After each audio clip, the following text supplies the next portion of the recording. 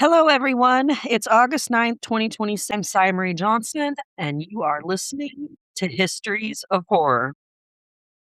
And I'm A.O. Knuckles. Welcome back to Histories of Horror. If you're listening to us tonight from a quiet porch in the Midwest or driving down a long, unlit stretch of highway, I want you to look out into the dark. We like to think of our family bonds as a safe haven, a circle of trust that protects us from the evils of the world. But tonight, we're talking about the horror that comes from within your own bloodline. Tonight, we're traveling back to early 1960s, leaving the modern world behind to step into the quiet, isolated expanse of rural Keokuk County, Iowa. Back then, life revolved around hard farm work, weekend dances, and close-knit family ties. But beneath that peaceful surface burned a dark, volatile flame that was about to consume 6 lives. The man at the center of this tragedy was Gayno Gilbert Smith, born in January 1938, a deeply troubled young man. After running into legal problems out in Denver, he drifted back to his roots in Iowa, moving in with his stepmother, Juanita. But chaos seemed to follow him wherever he went. When friction mounted at home, Gayno packed his bags once more, seeking shelter with his uncle, Andrew Macbeth, just 4 miles north of Martinsburg. No one in Keokuk County could have anticipated that this simple move would set the stage for one of the most ruthless family massacres in Iowa's history. To understand the sheer depth of this tragedy, Cy, you have to realize that the bloody night in 1962 wasn't where Gayno's killing spree actually began.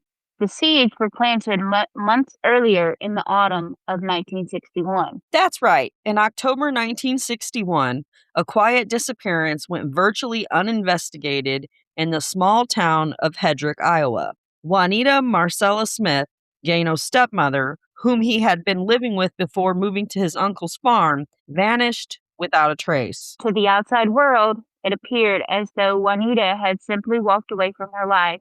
But in truth, a far more sinister reality lay hidden beneath the surface. Gayno had murdered her in cold blood, discarded her body, and kept that horrific secret locked inside him as he settled into the Macbeth residence. For 8 long months, Gayno lived alongside his uncle, aunt, and cousins, sharing their meals, living under their roof, and carrying the weight of an undetected murder, just waiting for the slightest spark to ignite his violent impulses again. That spark came on the night of May 27, 1962. It started out as a typical Midwestern Sunday evening. The young adults of the Macbeth family, 19-year-old twins Amos and Anna, along with their 17-year-old sister Donna Jean Kellogg, drove over nearby Brighton, Iowa for the local dance. Donna Jean, who was a young mother, left her 6-month-old infant son, Perry, at the farmhouse in the safe care of his grandparents, Andrew and Dora Macbeth. Gayno tagged along to the dance with his cousins, but his behavior that night was noticeably off.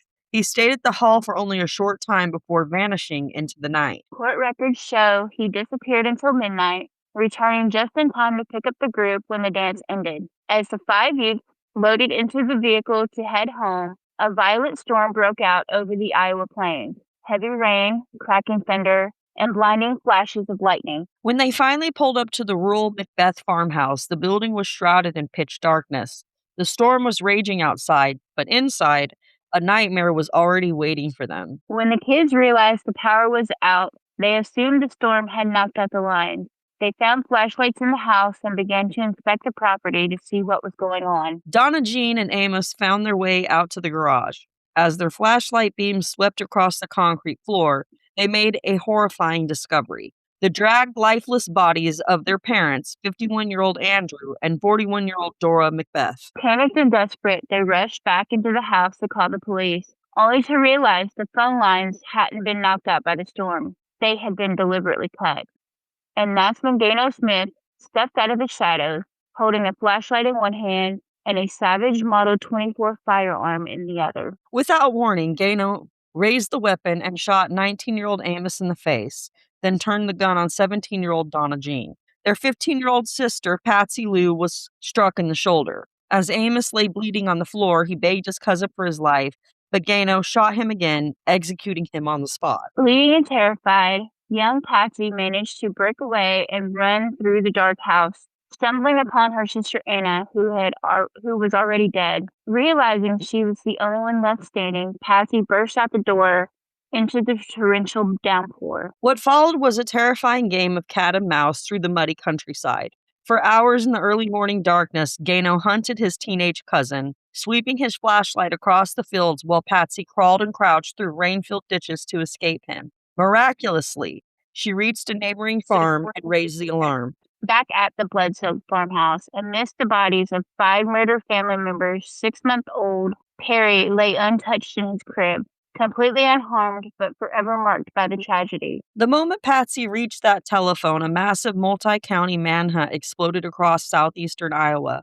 Law enforcement armed with shotguns and bloodhounds scoured the countryside while terrified locals locked their doors. 4 days after the massacre on June 1st, 1962, officers tracked Gayno to an abandoned barn near Lake Wapello. Exhausted and surrounded, the 24-year-old gave up without firing another shot. Once in custody, the full extent of his violence came to light. Gayno not only confessed to slaughtering his 5 family members at the Martinsburg farm, but he also admitted to killing his stepmother Juanita 8 months prior. 6 family members wiped out by one man. At the time, Iowa still had capital punishment, and prosecutors pushed hard for Gayno to face the gallows, arguing he had actively attempted to exterminate an entire family.